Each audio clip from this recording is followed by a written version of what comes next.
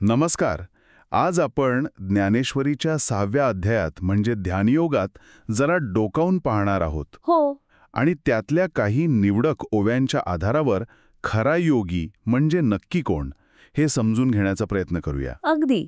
आपल्याकडे ज्ञानेश्वरीचे हे उतारे आहेत आणि आपला उद्देश आहे की योगाचं स्वरूप काय, त्याची लक्षणं काय यावर थोडा प्रकाश टाकावा. आणि या जुन्या ज्ञानामध्ये जे महत्वाचे पैलू आहेत ते जरा उलगडून बघावेत. बरोबर. तर सुरुवात करूया का? म्हणजे आपण जी एक सामान्य समजूत असते योगीबद्दलची, तिच्या पलीकडे ज्ञानेश्वरी काय सांगते? नक्कीच. आणि या चर्चेतून मला वाटतं आपण फक्त योगाची व्याख्या नाही बघणार, तर त्याची मानसिक स्थिती काय असते, त्याचं आचरण कसं असतं आणि त्याचं अंतिम ध्येय काय, या सगळ्यावरच बोलू शकतो. उत्तम. तर मग पहिला आणि सगळ्यात महत्वाचा प्रश्न, खरा योगी कोण? ज्ञानेश्वरी तर तिसऱ्याच ओवीत एकदम स्पष्ट सांगते. हो. सापडे जासी आत्मज्ञान, तोची खरा योगी जाण. अगदी. किती थेट. म्हणजे बाकी गोष्टीनंतर पहिली अट आहे आत्मज्ञान. बरोबर. आणि हे इतकं महत्वाचं मानलंय की पुढच्याच ओळीत त्याची तुलना केलीये. म्हणजे तप करणाऱ्या तपस्वीपेक्षा किंवा नुसते वेद जाणणाऱ्या ज्ञानापेक्षा किंवा निष्काम कर्म करणाऱ्या कर्मयोग्यापेक्षा सुद्धा अच्छा. आत्मज्ञान ज्याला मिळालंय तो योगी श्रेष्ठ आहे असं म्हटलंय. तपस्वी तपकरी अनेक, ज्ञानी वेदविचारक, कर्मयोगी धर्मशील, त्याहुनी श्रेष्ठ योगी बल. म्हणजे ते बल हे आत्मज्ञानाचं बल आहे. बरोबर. इथे जोर बाह्य गोष्टींवर नाहीये, तर त्या आंतरिक अनुभवावर, त्या ज्ञानावर आहे. हे खूपच मनोरंजक आहे. म्हणजे योगाची श्रेष्ठता ही बाहेरच्या क्रिया किंवा पांडित्यावर नाही तर आतल्या अवस्थेवर अवलंबून आहे. अगदी. पण मग जगात वावरताना कर्माचं काय करायचं? म्हणजे आत्मज्ञान मिळालं की कर्म थांबवायचं की काय? हा अगदी स्वाभाविक प्रश्न आहे. आणि ज्ञानेश्वर याचं उत्तर देतायत की नाही, कर्म थांबवायचं नाही. अच्छा. खरा योगी कर्म करतो पण कर्माच्या फळाची आसक्ती ठेवत नाही. ओवी आहे, जो करितां कर्म संपादन न धरिता फलाची आसन, तोची खरा संन्यासी जाण, तोची योगी श्रेष्ठ म्हणो. म्हणजे इथं अयोगी आणि संन्यासी हे जवळपास एकाच अर्थाने वापरले आहेत, जो फळाला चिकटून राहत नाही. हो, अगदी. जो कर्मात आहे पण फळाच्या इच्छेने बांधला गेलेला नाहीये. कर्मसन्यास म्हणजे कर्म सोडणं नव्हे, तर फळाची इच्छा सोडणं. हे ऐकायला छान वाटतं, पण व्यवहारात हे खूप कठीण असेल ना? म्हणजे आपण कुठलंही काम करतो तेव्हा काहीतरी ध्येय, काहीतरी फळ ते डोळ्यासमोर असतंच की? नक्कीच कठीण आहे. म्हणूनच तर ती योगाची साधना आहे. ज्ञानेश्वर पुढे सांगतात की जो कर्मच करत नाही म्हणजे अयोगी, किंवा जो नुसता भोगांमध्ये रमलेला आहे म्हणजे भोगी, तो योगी किंवा संन्यासी नाही. खरा योगी कोण? तर ज्याचं मन स्थिर आहे, संयमित आहे. न तो योगी जो अयोगी, न तो संन्यासी जो भोगी. ज्याचे मन स्थिर संयोगी, तोची खरा योगी जगी. म्हणजे कर्मापासून पळून जाण्यात अर्थ नाही. अजिबात नाही. तर कर्मात राहूनच आतून अलिप्त राहायचं, फळाच्या अपेक्षेने विचलित व्हायचं नाही. ही मनाची स्थिरता, ही महत्वाची. अगदी. हीच खरी कसोटी आहे. बर. मग ही स्थिरता आणायची कशी? मनाला कसं वळवायचं ह्या आसक्तीतून?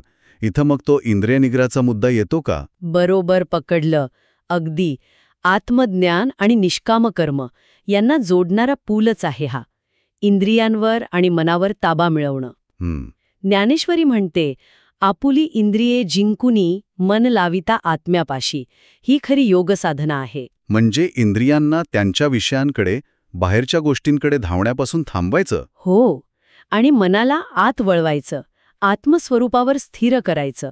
इंद्रियांना जिंकणं म्हणजे काय, त्यांना मारून टाकणं किंवा दाबून टाकणं असं नाही? नाही. त्यांना योग्य दिशेने वळवणं, त्यांच्या मागे फरफटत न जाणं. बरोबर. आणि हे करत असताना आपली जी रोजची कामं आहेत, नित्यकर्म, ती सोडायची नाहीयेत. ती योग्य प्रकारे करत राहायची. अच्छा. पण महत्वाचं काय, तर त्यात मी करतोय हा अहंकार नाही ठेवायचा, किंवा त्या कर्माबद्दल आणि त्याच्या फळाबद्दल ममत्व म्हणजे आसक्ती ठेवायची नाही. नित्यकर्मे करिता योग्य, न धरितान त्याती ममत्व, तोची योगी जाणं श्रेयस्थ, तोची आत्मज्ञानी स्पष्ट. जो हे साधतो तोच श्रेष्ठ आणि आत्मज्ञानी होतो. म्हणजे इंद्रिय निग्रह आणि निष्काम कर्म हे एकमेकांना पूरक आहेत? हो, एकमेकांशिवाय अपूर्ण आहेत. तर ही झाली एक प्रकारची आंतरिक शिस्त. यातून मग पुढे काय? म्हणजे मनाची अवस्था आणखी कशी बदलते? या संयमातून आणि स्थिरतेतून एक खूप महत्वाची गोष्ट येते, ती म्हणजे समत्व बुद्धी. समत्व बुद्धी. हो, योगी नेहमी एकाग्रचित्त असतो आणि त्याच्यासाठी सुख आणि दुःख या दोन्ही भावना समान पातळीवर येतात. म्हणजे तो सुखाने हुरळून जात नाही आणि दुःखाने खचूनही जात नाही. योगी नित्य एकाग्र चित्त, समान दृष्टी सुखदुःखात, असं म्हटलंय ना? अगदी. आणि ही जी समान दृष्टी आहे ती फक्त सुखदुःखापुरती मर्यादित नाहीये. नाही, ती सर्व प्राणीमात्रांपर्यंत पोचते. ज्ञानेश्वर म्हणतात, सर्वभूतीं समानात्मता तोच योगी खरा तत्वता. म्हणजे तो सगळ्यांमध्ये, अगदी किड्यामुंग्यांपासून ते मोठ्या प्राण्यांपर्यंत तेच एक आत्मतत्व पाहतो. वाह, ही तर खूपच विशाल दृष्टी झाली. हो ना.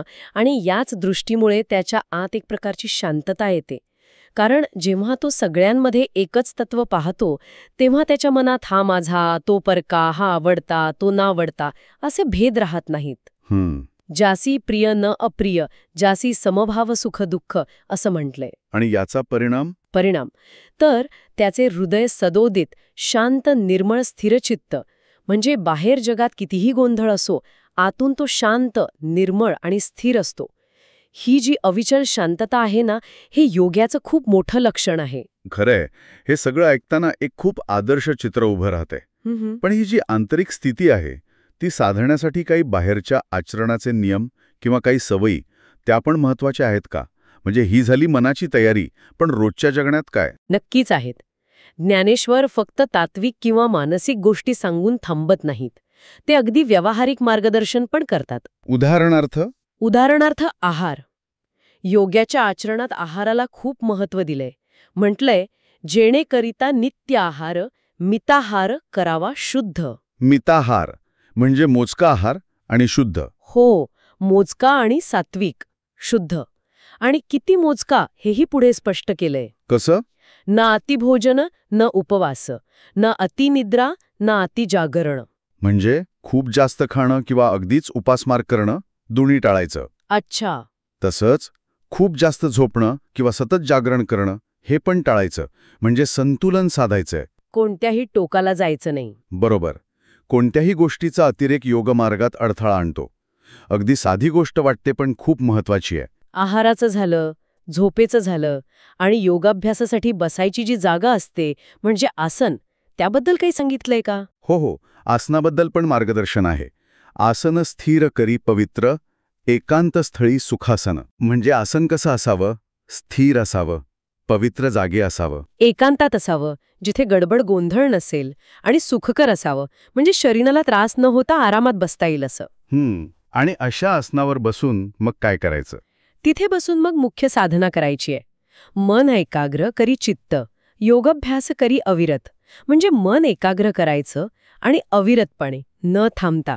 योगाभ्यास म्हणजे ध्यान करायचं. ध्यान. हो, हेच आणखी स्पष्ट करताना म्हटलंय, शुद्ध स्थळासी गादी घाली, त्यावर आसन सुखे घेई, स्थिर ध्यान करी जिव्हाळी, मन एकरूप भगवंताशी. म्हणजे स्वच्छ, चांगली जागा बघायची, तिथे काहीतरी आसन, गादी किंवा तत्सम टाकायचं, त्यावर आरामात बसायचं. आणि मग स्थिर चित्ताने, अगदी मनापासून, जिव्हाळ्याने ध्यान करायचं. आणि ध्येय काय? तर मन भगवंताशी, म्हणजे त्या परमात्म्याशी एकरूप करणं. बरोबर. पण ही अवस्था, मन भगवंताशी एकरूप होणं किंवा स्थिर ध्यान, ही नेमकी कशी असेल याची काही कल्पना? कारण हे खूप अमूर्त वाटते. हो, वाटू शकतं. आणि म्हणूनच ज्ञानेश्वरांनी यासाठी एक खूप सुंदर आणि प्रसिद्ध रूपक वापरलंय, जे या अमूर्त कल्पनेला एकदम मूर्त रूप देतं. कोणतं रूपक? ध्यानात स्थिर झालेल्या योग्याच्या चित्ताचं वर्णन करताना ते म्हणतात, जैसा दीपक वाऱ्यावीण, तेज उजळे स्थिरपणे. वा, अप्रतिम. म्हणजे जशी वारा नसलेल्या जागे ठेवलेल्या दिव्याची ज्योत, ती अजिबात हलत नाही, थरथरत नाही, शांत, स्थिरपणे तेवत राहते. अगदी तसंच.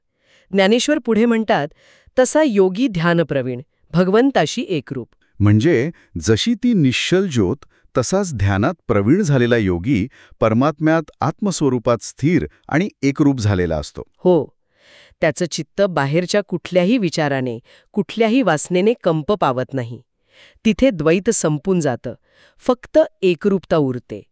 ही योग्याची परमोच्च ध्यानस्थिती आहे.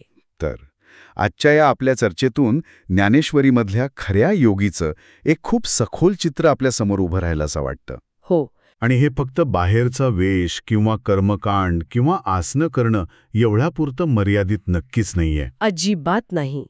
खरा योगी तो ज्याला आत्मज्ञान मिळालंय, जो स्वतःला ओळखतो, जो जगात वावरतो, आपली कर्म करतो, पण फळाच्या मागे धावत नाही, ज्याचं कर्म सहज आहे, अनासक्त आहे. ज्यानं आपल्या इंद्रियांना जिंकलंय आणि मनाला आत्म्यामध्ये स्थिर केलंय, ज्याचं मन शांत आणि ताब्यात आहे. जो सुख, दुःख, मान, अपमान अशा द्वंद्वांमध्ये समत्व राखतो आणि महत्वाचं म्हणजे सगळ्यांमध्ये एकाच परमात्म्याला पाहतो. आणि ज्याचं रोजचं आचरण, आहार, विहार, झोप, जागं राहणं हे सगळं संतुलित आहे, नियमित आहे, जो कुठलाही अतिरेक टाळतो. आणि जो एकांतात स्थिर आसनावर बसून एकाग्र चित्ताने न थांबता ध्यानाचा अभ्यास करतो आणि ज्याचं मन त्या वाऱ्याशिवाय तेवणाऱ्या दिव्याच्या ज्योतीसारखं परमात्म्यात स्थिर झालंय. अगदी बरोबर.